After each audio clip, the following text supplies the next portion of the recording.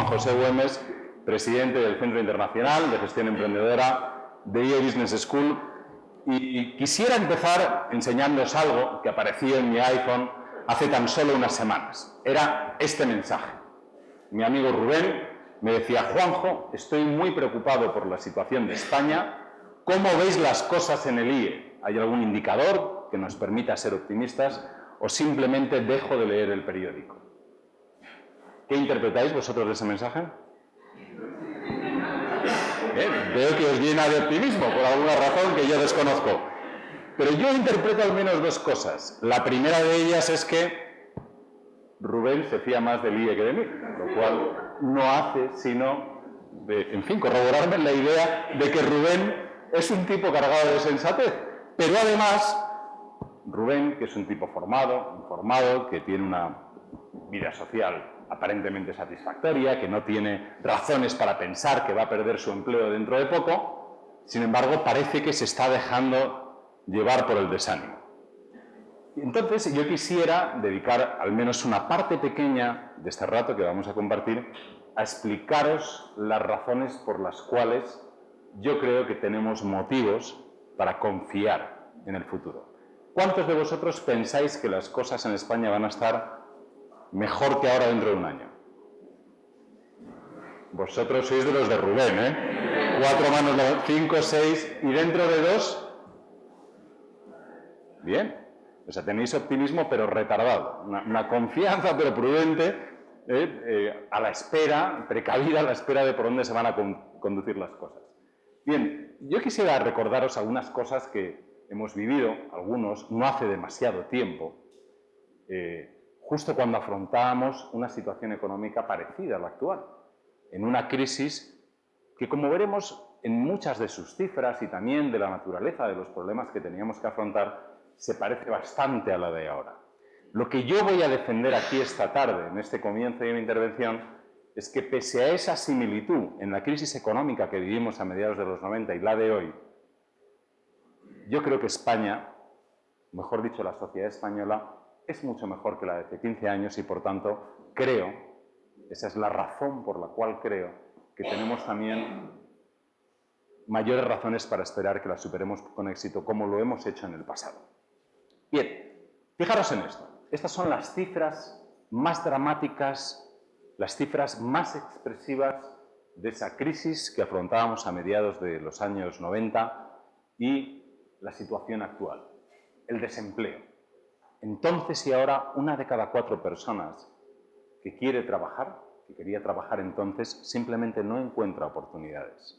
Y encima la situación es aún peor entre las mujeres y entre los más jóvenes de 25 años. Fijaros que yo, no en el año 95, en el año 92 un poquito antes, pero ya se veía asomar la crisis justo en los 18 meses posteriores a que yo me licenciase como economista. Se perdieron en España 1,5 millones de puestos de trabajo, y me imagino que, como las personas que están a punto de graduarse hoy o que se acaban de graduar, pues pensaba yo y todos mis compañeros que aquí no había nada que hacer. Y no solamente en relación al empleo. Fijaros que aquella situación trató de resolverse con lo que llamamos políticas de estímulo de gasto, es decir, con gasto público. Y lo que ocurrió es que España no dejó de ser el campeón mundial del desempleo, que ya lo era a mediados de los 90, sino que además se convirtió en uno de los países con más desequilibrio de sus cuentas públicas, con más déficit público y también con mayor crecimiento de la deuda pública. Como entonces la deuda pública, es cierto, estaba ligeramente por debajo de la media de la Unión Europea, pero el déficit la había hecho crecer a un ritmo mucho mayor al que se observaba en otras economías de nuestro entorno. Ya se sabe que las balas no matan por lo que pesa el plomo, sino por la velocidad que alcanzan. Déficit, deuda, paro, todo eso componían las cifras de la economía española en aquel momento. Y también, sin duda, constituyen algunos de los desafíos más importantes que tenemos que afrontar. Quizá el más importante de todos sea entender por qué hay que reducir ese déficit público tan rápido. Aquí lo que tenéis en este gráfico son las cifras de la financiación de la economía española. Las barras rojas grandes es al ritmo al que crece la financiación que dedicamos a cubrir el desequilibrio de las cuentas públicas. Y lo azul, más pequeñito y además decreciendo, es el ritmo al que evoluciona la financiación del resto de los sectores no financieros residentes en España, que son las empresas, las familias y las instituciones sin ánimo de lucro. Es lo que los economistas llamamos efecto crowding out o efecto expulsión. Cuando el sector público se comporta como se ha comportado en España en los últimos años, se produce una expulsión de la actividad privada, de la capacidad de financiar la actividad privada, y no nos olvidemos que es de la actividad privada de donde generalmente salen, desde luego, los empleos y muchas otras cosas más que hacen posible nuestra vida cotidiana. Bien, pero hasta aquí todas las similitudes con la situación que teníamos a mediados de los años 90. Salvo el diferencial de tipos de interés que, como veis, sigue en torno a los 500 puntos básicos. Fijaros en este dato. Esto es la evolución del empleo en España desde que se inicia la democracia. Entre las dos bandas rojas, desde la firma de los pactos de la Moncloa hasta el año 1995, apenas se supera el umbral de los 12 millones de ocupados en España. España parecía un país que, con independencia de la población que tuviera, estaba condenado a tener entre 11,5 y 12 millones y medio de ocupados. Y sin embargo, hoy, fijaros que después de haber destruido todo el empleo que se ha destruido desde el año 2008, sin embargo, estamos cerca de los 18 millones de ocupados, es decir, un 50% más. Y eso revela una sociedad muy distinta a la de entonces y, desde luego, una economía muchísimo más fuerte, sobre todo porque lo que hay detrás de ese crecimiento es el cambio más importante que se ha producido en España en el final del siglo XX y probablemente sea uno de los cambios importantes del siglo XXI, que es el protagonismo de la mujer en el mundo laboral y en el mundo empresarial, que es lo que está detrás de ese crecimiento tan intenso y tan importante del número de ocupados en España.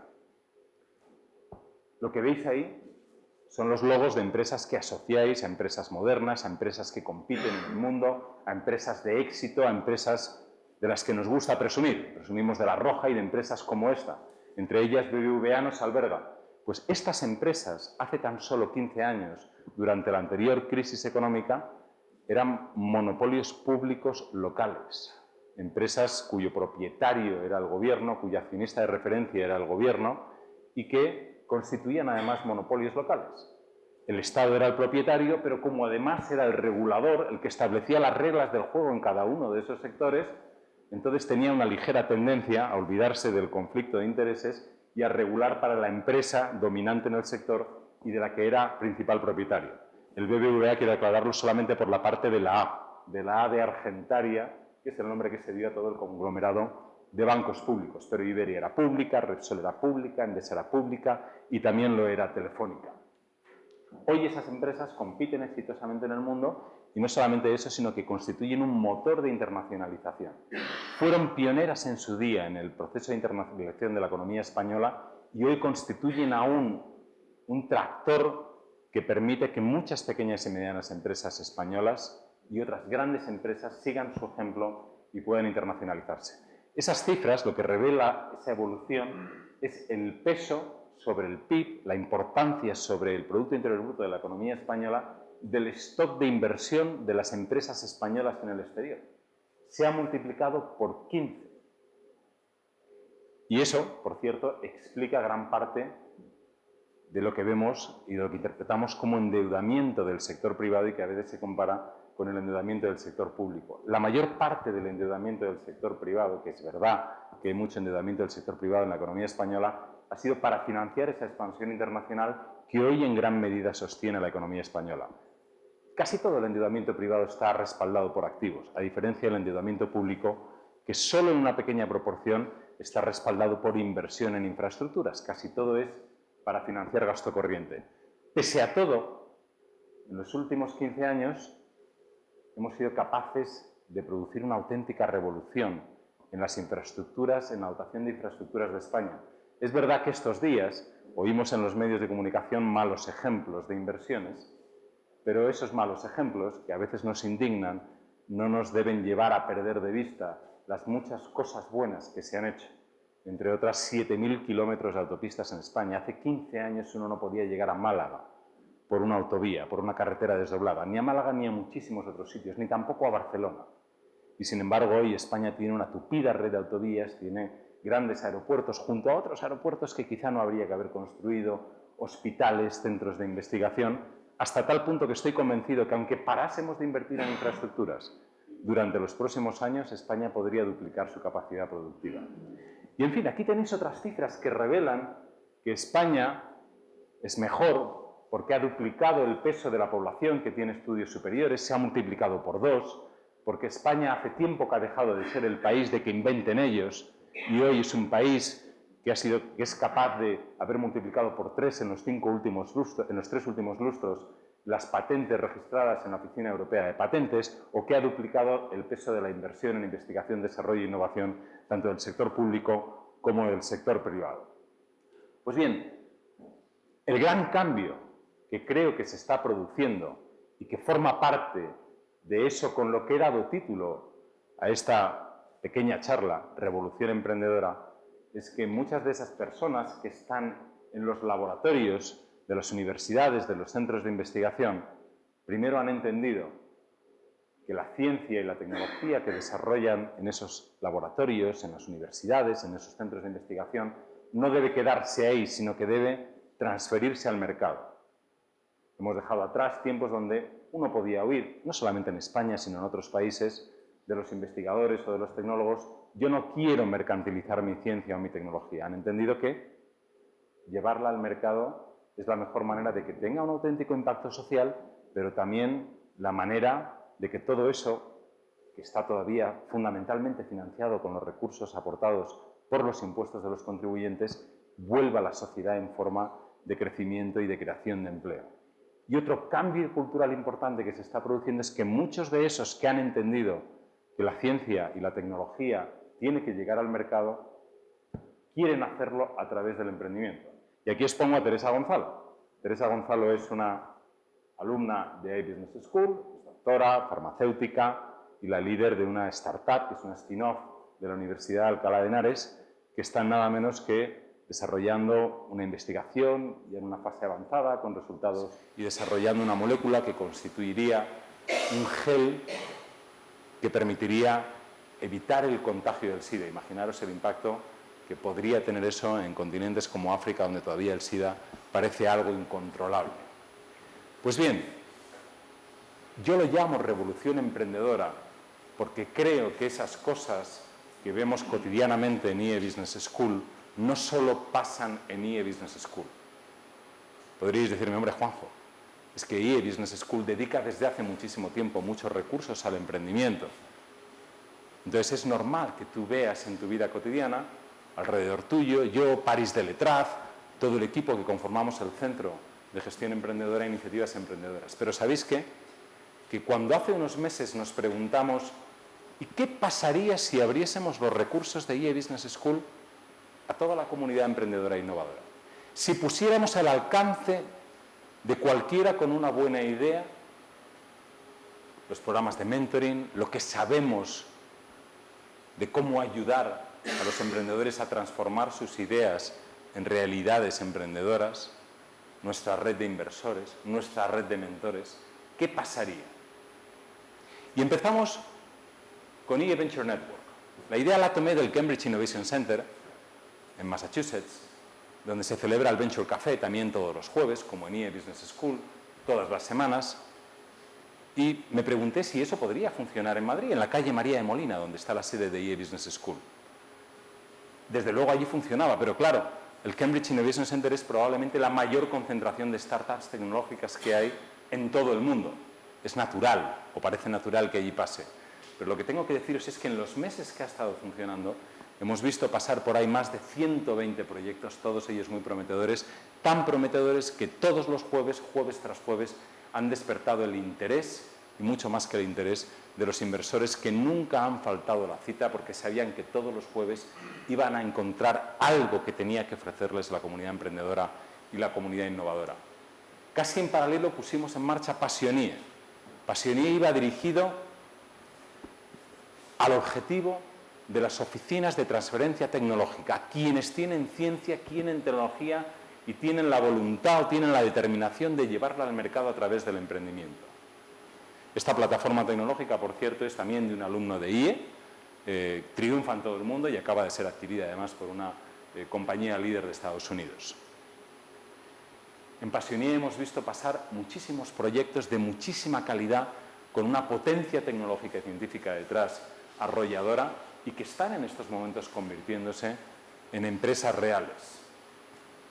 Es otro ejemplo más de esa revolución emprendedora que se está produciendo ahora mismo en España. Y además a mí personalmente me ha ayudado a quitarme una espinita en mi paso por la sanidad. Y es que durante el tiempo que pasé ahí en contacto con los médicos, con el personal sanitario de la Comunidad de Madrid, vi muchísimas iniciativas individuales extraordinariamente emprendedoras e innovadoras y me fui de la Consejería de Sanidad con la sensación de que no había sabido o no había podido capturar todo aquel talento y convertirlo en buenas prácticas que pudieran ser aprovechadas por toda la organización. Y aquí he encontrado un camino porque más de 50 proyectos provenientes de la sanidad madrileña han enriquecido el concurso Passionier. Y todos ellos, creerme, todos ellos reunían calidad para haber sido finalistas.